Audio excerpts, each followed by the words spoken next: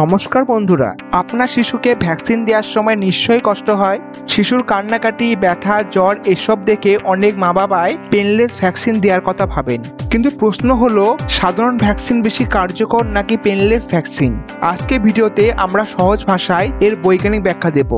Painless ও সাধারণ ভ্যাকসিনের মধ্যে কোনটা ভালো সেটা বুঝতে গেলে আমাদের প্রথমে জানতে হবে ভ্যাকসিন কিভাবে কাজ করে। ভ্যাকসিন মূলত দুর্বল বা নিষ্ক্রিয় জীবাণুদের তৈরি করা হয়। যখন এটি শরীরে প্রবেশ করে তখন আমাদের ইমিউন সিস্টেম এটিকে শত্রু হিসাবে চিহ্নিত করে এবং এর বিরুদ্ধে লড়াই শুরু করে। এই ইমিউন সিস্টেমের প্রতিক্রিয়ার ফলেই শিশুর শরীরে জ্বর, ব্যথা বা সামান্য ফোলাভাব দেখা যায়।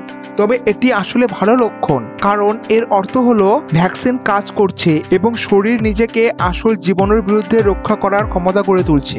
এইভাবে ভ্যাকসিন আমাদের ইমিউন সিস্টেমকে প্রশিক্ষণ দেয় যাতে ভবিষ্যতে আসল জীবাণু আক্রমণ করলে শরীর সেটিকে দ্রুত চিনে নিয়ে ধ্বংস করতে পারে।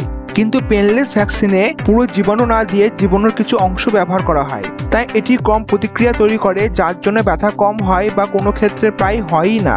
এটি সাধারণত শিশুদের বিসিজি, ডিটিবি বা অন্য কোনো টিকার ক্ষেত্রে বেশি ব্যবহৃত হয়। তবে কিছু গবেষণায় দেখা গেছে যে পেনলেস ভ্যাকসিনের ইমিউনিটি সাধারণ ভ্যাকসিনের তুলনায় কিছুটা দুর্বল হতে পারে এবং দীর্ঘস্থায়ী নাও হতে পারে, যার কারণে বুস্টার ডোজের প্রয়োজন হতে পারে। আর সাধারণ ভ্যাকসিনে পুরো জীবাণু থাকে, আর তাই এটি শরীরের ইমিউনিটি সিস্টেমে বেশি প্রতিক্রিয়া তৈরি করে, যার জন্য জ্বর, ব্যথা ও ফোলাভাব বেশি হয়। আর তাই সাধারণ ভ্যাকসিন দিলে দীর্ঘস্থায়ী ইমিউনিটি তৈরি হয়। তাহলে আপনি আপনার শিশুকে কোন ভ্যাকসিন দেবেন? যদি আপনি আপনার শিশুর জন্য দীর্ঘস্থায়ী ইমিউনিটি চান তাহলে সাধারণ ভ্যাকসিন ভালো। আপনার শিশু 2 দিন হয়তো একটু বেশি কষ্ট হবে, কিন্তু সে দীর্ঘদিন ভালো থাকবে, কোনো কোনো ক্ষেত্রে সারা জীবন।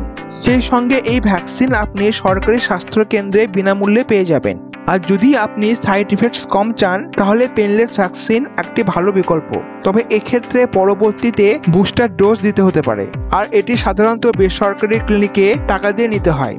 আপনার শিশুকে সাধারণ না পেনলেস ভ্যাকসিন দেবেন সে সিদ্ধান্ত আপনার। তবে মনে রাখবেন, শিশুর সুস্থ ভবিষ্যৎ নিশ্চিত করতে ভ্যাকসিন দেওয়া অবশ্যই জরুরি। ভিডিওটি ভালো লাগলে একটা লাইক করে দিন এবং চ্যানেলটিকে সাবস্ক্রাইব করুন।